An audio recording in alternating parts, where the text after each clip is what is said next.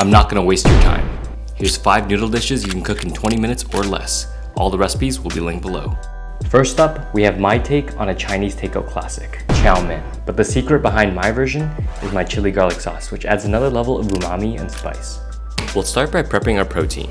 In this case, I'm thinly slicing some chicken breast, but this works with pretty much any meat. Next, we'll tenderize our meat in a process called velveting. Combine 1 teaspoon of baking soda and 1 tablespoon of water with the chicken breast. If you watched my last video, you know it's the reason why Chinese stir fries have such tender meat. The baking soda essentially reduces the amount the meat fibers contract when cooking, allowing it to remain tender and hold on to moisture. Set the velveted chicken aside while you prep the other components. Next, we'll prep our chili garlic sauce. I typically make a larger batch of this sauce and keep it on hand so I can flavor boost dishes whenever I want. It'll last about a month in the fridge. All you need to do is grate a lot of garlic. I'm using 2 heads here. Also grate about 1 teaspoon of ginger and mince your desired amount of bird's eye chilies. I like mine pretty spicy. I'd recommend doing this in a food processor, but I don't have one right now. In a pot, saute the aromatics and a splash of oil. Then add 4 tablespoons of soy sauce, 6 tablespoons of Shaoxing wine, 4 tablespoons of rice vinegar, 3 tablespoons of sugar, and the secret ingredient, a grated dried shiitake mushroom. You can also just use a teaspoon of mushroom powder or MSG. Bring the sauce to a boil. Then make a cornstarch slurry by dissolving 1 teaspoon of cornstarch in 1 tablespoon of water and adding it to the sauce. Turn the heat down and let the sauce simmer to activate the cornstarch and thicken the mixture. Taste for seasoning, and that's your chili garlic sauce. Sauce is so good. For the rest of the prep, julienne half an onion, half a carrot, shred 1 cup of cabbage, and thinly slice a scallion. Feel free to add any veggies you want here, like bell peppers or zucchini. Right before you're ready to cook, rinse the chicken with water and pat dry. This step is optional, but the baking soda can leave an undesirable alkaline taste. Now to put it all together, heat a wok or pan over high heat and add 1 tablespoon of oil. Add the chicken slices, cook through, and set aside. Then add the onions, carrots, and cabbage and cook until lightly charred, about 2 minutes. Add the chow mein noodles and toss until the noodles are cooked through. You can add more oil at this point to sear the chow mein noodles for some crisp as well. Add the chicken and chili garlic sauce and toss to combine. Season to taste and garnish with the scallions. I love noodles. This chili garlic chow mein recipe is actually part of my digital cookbook, Flavor Boosters, which contains 39 recipes to level up your home cooking. If you want to check it out, you can use the code YouTube20 for 20% off. Link is below. Listen, if you're Taiwanese, you might want to skip this next part. I'm about to bastardize your national dish, beef noodle soup. Anybody that's made Taiwanese beef noodle soup from scratch knows that it's a labor of love and takes the better part of a day.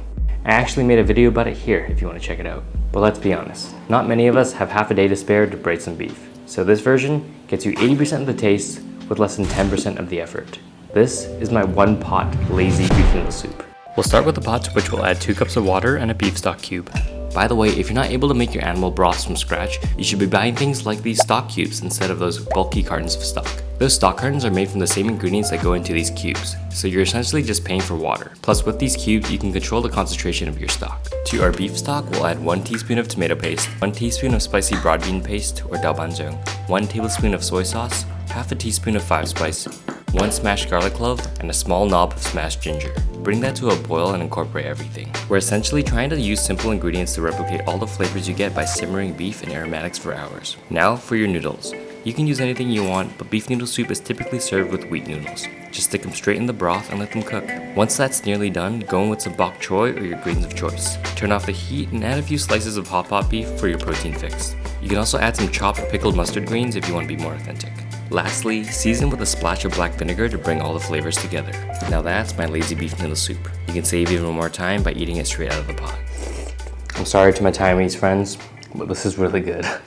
This one's for my garlic lovers. Garlic prawn udon. This dish used to be one of my go-tos for family meal when I used to work in restaurants. It's always a crowd pleaser and is one of those dishes that is great for any occasion. Seriously, bring this to a potluck and everyone will be asking you for the recipe. Start by bringing a pot of water to a boil. Meanwhile, prep your prawns. There's nothing wrong with buying pre-shelled and veined prawns, but if you buy them with the shell on, here's a quick tip on how to devein them. Take a toothpick or a thin rod and poke through the second segment from the tail.